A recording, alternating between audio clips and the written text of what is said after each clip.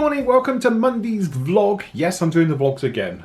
Little bit of a break with them. As you know, we were just incredibly busy having the stock back with us. All the problems we've had to do, sorting everything out. Literally, I haven't had time to get on and vlog. Not we're doing building work and everything else that goes with it as well. But hopefully we can get these vlogs back again. As I said, there's lots of changes going to be happening next month. So I will talk about more about those because I don't want to be seen like I'm, going after subscribers and all the rest of it. But needless to say, if you do want to continue watching these, you're probably going to have to subscribe. Anyway, great feedback. Thank you for Friday's show. Thank you for all the lovely feedback we've had on the A10. Again, it's one of those things where trying different things. It's what I love about the hobby is that with every build I do, so especially obviously the full video builds, I try and do something a little bit different. So the A10 on this one is a standard sort of, full-on build, one of our super builds that we do every sort of year. But also I wanted to stretch myself in a different way, and to be honest with this particular one, it was about not using a clear coat. Now this is something I've played with for a long time and I've tried to been getting right, and sometimes it works, sometimes it doesn't. It's one of those things where the theory is really simple. You literally polish the paintwork to the effect you want. So if you wanted to make a wet glossy look, obviously you're going to polish it highly. If you want it to be more of a flat look, a dull look or something else, then obviously you're going to sort of use a heavy grit and you're going to tear the paintwork up just to give it the texture and everything else. And then you've got obviously all the different steps in between.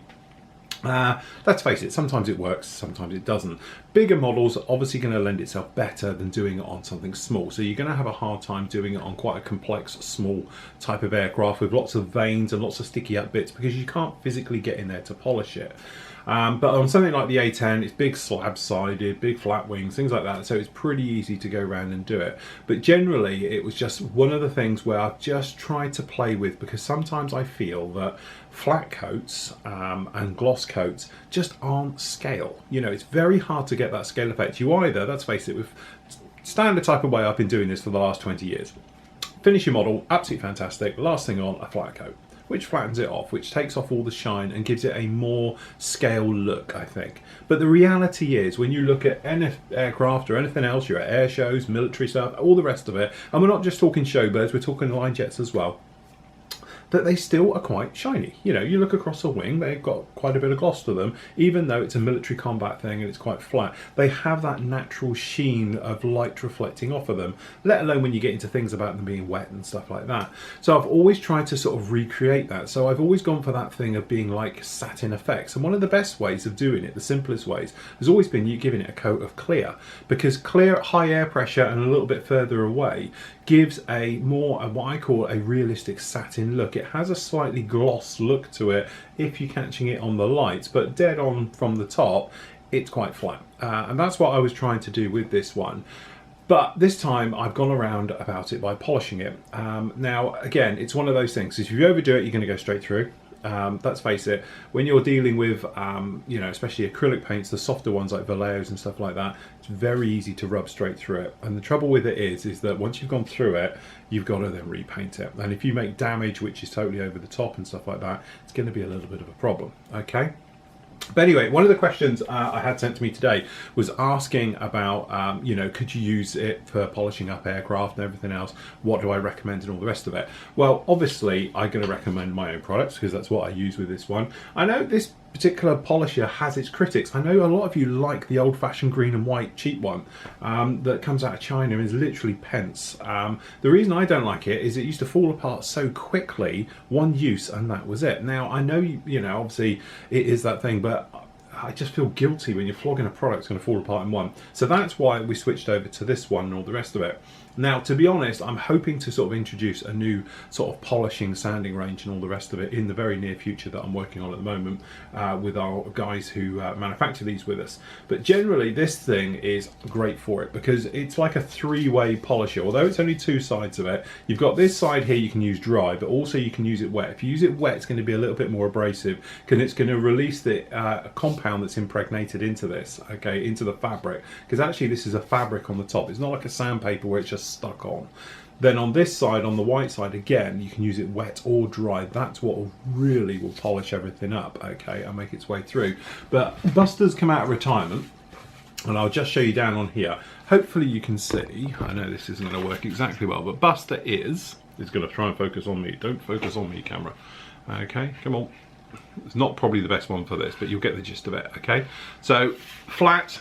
So, using the blue side, you can just go in, and the blue side will give you a very nice, to be honest, flat type finish. Okay, so you can see it's got a little bit of shine to it, but it's basically flat and all the rest of it. The difference is the white side. When you go in with the white side, you can make anything go really, really, and this, to be honest, is just the layout on this, but you can actually, hopefully it's gonna, there you go, you see it in the light there reflecting off of there. You can make it go like a mirror, and that's the thing. And when you're working on something like this, okay, you can probably see, or hopefully see, the light reflecting off it, but the whole idea is, see some areas reflect off more than others? You catching it down there like that?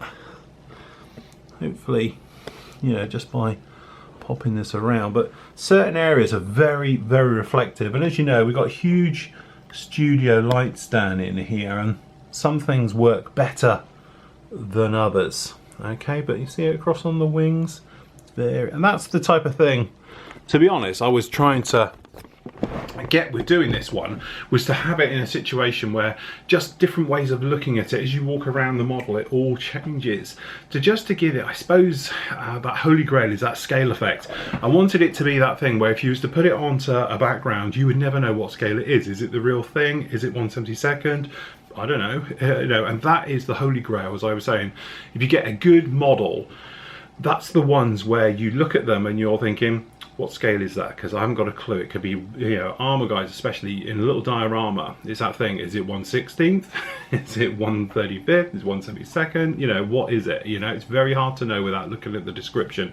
That's where I think the pinnacle of doing that type of weathering is. So that's what I was trying to do with that particular build. And as I said, I really, really enjoyed it. Had some people over at the weekend having a look at it, things like that, and it was great to get the feedback of how they've liked it. Been following the build as well, and generally everything like that. So pretty good stuff. The other question that came up about this one was about CA glue.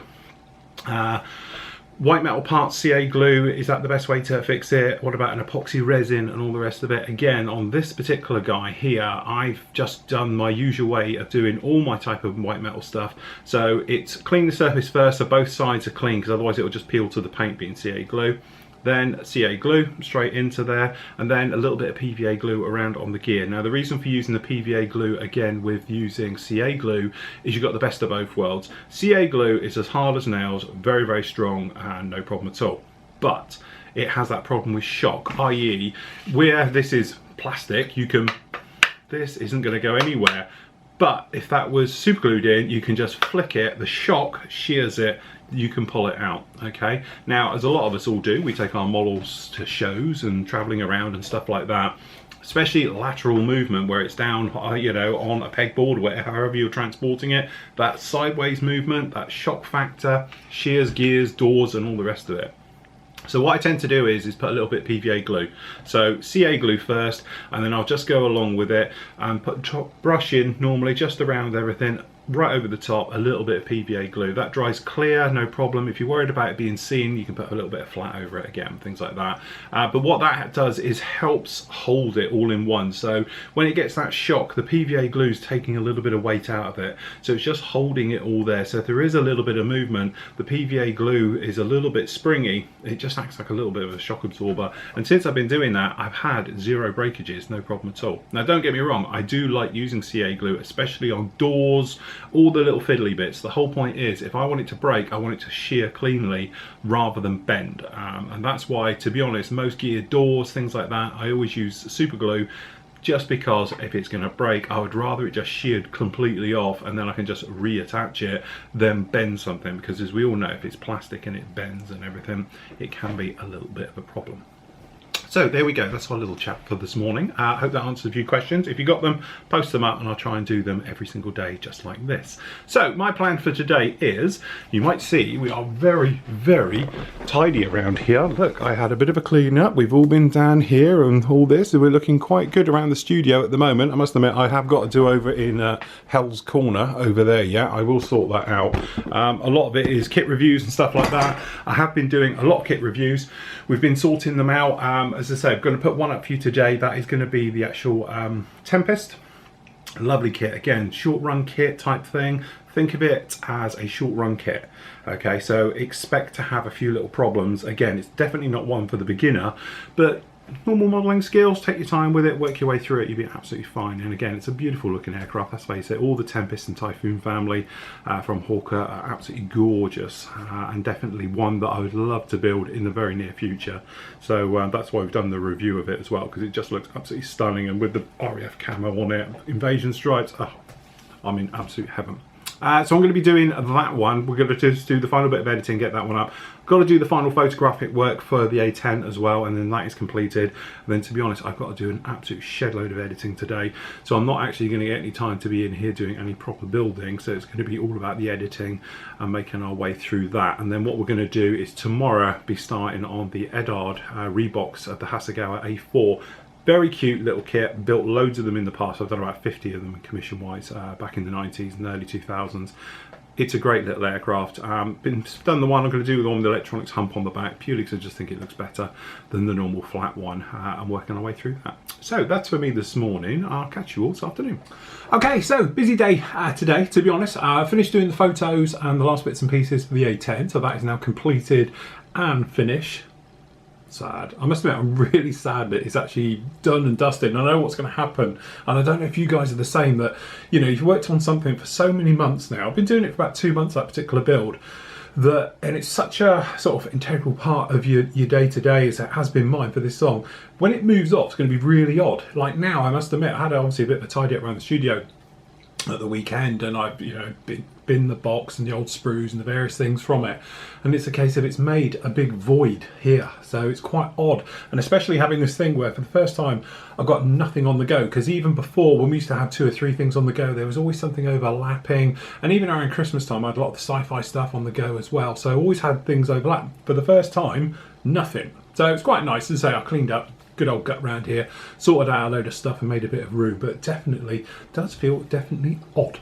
Anyway, up with you today, you've got this. Now, this is the review for the Special Hobbies Tempest. Again, like I say in the review, spoiler alert, not so much for the beginner. For, you know, somebody who's got a bit used to it, you are going to get some finicky little problems with it. It's a shame it hasn't got a few more goodies in there. I've seen a few in the past with Special Hobby where you've got a little bit of resin, photo etchings like that. There's none of that in there, it's just a standard kit. But again, it's one of those things where it's an aircraft that I think's been overlooked.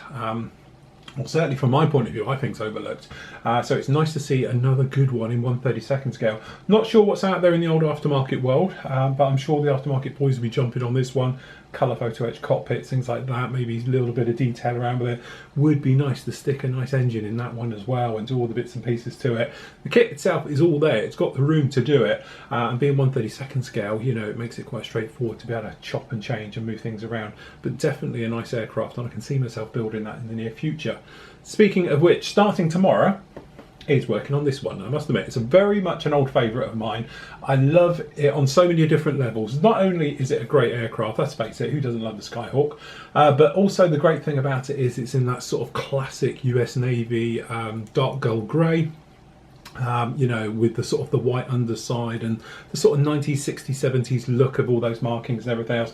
Obviously, this is the Vietnam era ones. We're going to be doing one with the actual electronics hump on the back as well. I think it looks a little bit better and things like that. So generally it's going to be out of the box, but as we know with the Edard ones, you do get some nice bits in there. So we get the colour photo etch things for the cockpit, we get the ejector seat, and as far as I'm concerned, it's the only 2 things this kit actually needs, because the wheel wells are very, very nice on these, and generally the rest of the detail of the kit is really, really good. It's quite small, it's not going to be rocket science to put this one together, and it should go together quite nicely. So really it's just going to be, I reckon we'll get this thing knocked out in 2 weeks and it'll be absolutely fine. And also from my point of view, it'd be nice having having something that doesn't take up this much room, and I've just got no room for it. It'll be quite nice to have something small on the bench. We can get in there and I can use the camera, the new camera angles in the spray booth actually properly, instead of having to have them right out to try and get in to get that huge A10 in there like that.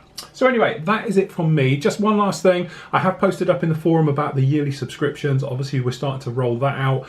I know we're going to get hundreds and hundreds of you are going to want to do this immediately. Obviously, I'm manually doing it, so nothing gets lost. Your subscriptions are all good and everything else. So what I've done is I posted some up in the forum for the moment. Just answer that one in there. I will get in contact with you.